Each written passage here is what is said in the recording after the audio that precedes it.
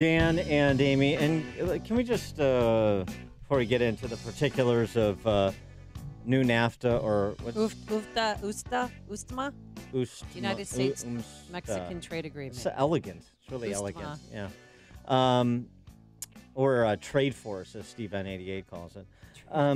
This dissertation from Don Boudreau over at Cafe Hayek is really good, just in terms of making the philosophical case for free trade, just so we kind of set a foundation from which we should be building policy. Do you believe women should be unconditionally free to trade with men? Do you? Yes. Right. It's so simple. Or do you instead suppose that because some women's trade with men works and some such trade doesn't work, you're silly and ideologically intoxicated if you insist that women nevertheless should be unconditionally free to trade with men? He's bringing the debate down to the micro level, the individual level, because this is what some trade works and some trade doesn't.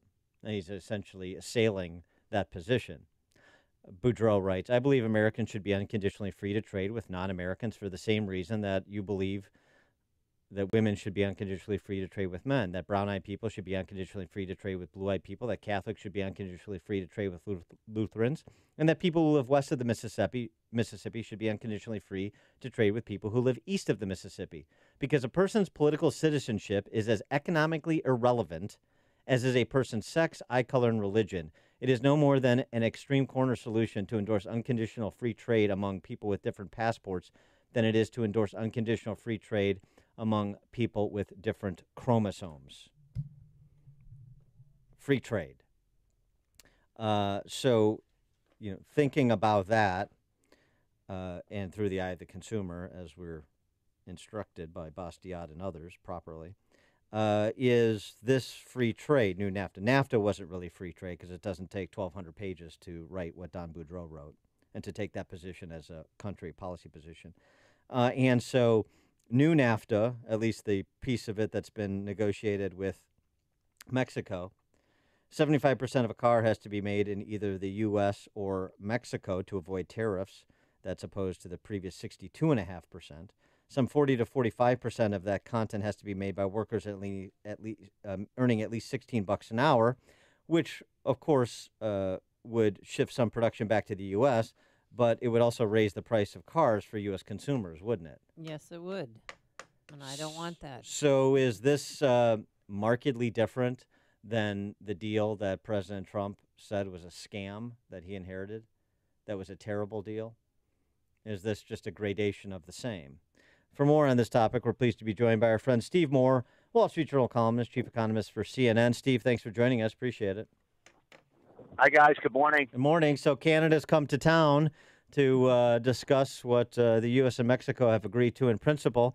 But what about my overarching question? What U.S. and Mexico agreed to in principle, is this markedly different than NAFTA? How is this so much a better deal than the previous regime under which we were operating? I'm going to give that a big no comment.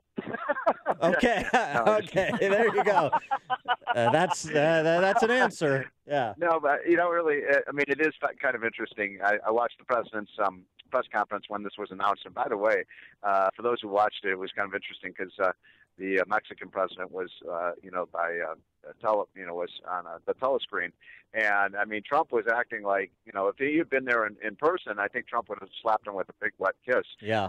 But look, this is not substantially different from NAFTA. That's the answer to the question, and so we have replaced the worst trade deal in the history of civilization with something that looks a lot like what we had before, but dare not call it NAFTA. Trump has declared that we're not going to call this NAFTA anymore. We're going to call it the U.S.-Mexico bilateral trade deal, which is much, much better than what we had before, although It's not that much different from what we had before. But look, you're bearing the lead here, guys. I mean, this is good news that we've got this trade deal with Mexico, because number one, it means we need to have trade with Mexico for all the reasons you just said, and also it helps stabilize the Mexican economy. We don't want Mexico to go the way of Venezuela for sure.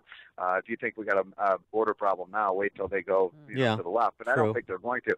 But also this tightens the other thing that's really interesting about this. If you had asked me 6 months ago, Nan and Amy, are we going to get a trade deal with Mexico before we get one with China? I mean, with Canada? I would have said, no way. And yet that's where we are. And this tightens the screws on Canada. I think Canada is now going to have to come hat in hand and make a deal with Trump because they don't want to be that odd man out here. Well, what do the Canadians want from us? Well, the Canadians, I've talked to Bob Lighthizer, who is the U.S. trade rep, and look, they have elected a pretty left-wing government with Trudeau, and their their Canadian trade rep is a woman, Christine Freeland. I used to debate her all the time on CNBC. She's a pretty dedicated left-winger. So they keep bringing up issues like they don't think that our state should have right-to-work laws because those violate the NAFTA agreement, and she wants to talk about transgender bathrooms, and she wants to talk about climate change and things that are completely irrelevant to free trade between two countries. And that's been a problem. The other problem, Amy, is that let's face it. Trudeau and Trump are not exactly bosom buddies, and that makes it real. I mean, there's a personality conflict between the two, and that's complicated things. But the other thing Trump brought up in the press conference that he had a couple days ago, he said, Canada has these high tariffs on American agriculture, and in many cases he's right. So we got to bring those down. Yeah, or you're going to get hit with a 25% tariff on your cars, is what he essentially intimated. So how is look, I don't like that. Let me be very clear. Yes. They just wrote a study on this. I think auto tariffs are a really bad idea.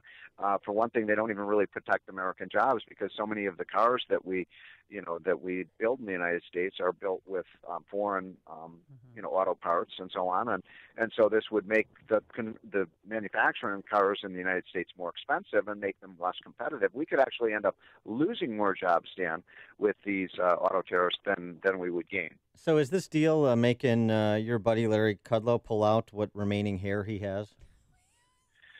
Look, Larry's at the center of a lot of this, although he's not. I mean, I think Lighthizer is the most important one because he actually understands this trade law. And you're right. When you mentioned how many pages was NAFTA, something like 1,200 pages. Yeah. I mean, you've got to be a lawyer with 14 degrees to understand this stuff. I mean, these trade laws are extremely complicated.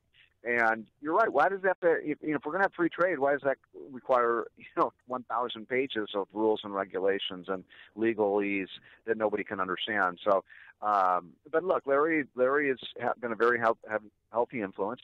Our goal is to get Trump to zero tariff with some of these countries. And I think we're actually at the end of the day. Yes. I think we're actually going to have freer trade than we did before. It's just Trump is forcing these other countries to lower their tariffs against us, and I'm all for that. Well, how will this agreement with Mexico benefit farmers? Because President Trump was saying, I told him I'd help them out. How is this helping them out? Well, they've agreed in principle in a handshake that the Mexicans are going to buy more U.S. soybeans and wheat and cotton and corn and things of that nature. Now, whether they follow through with that promise, we will see. But they've also promised to lower a bit their tariffs.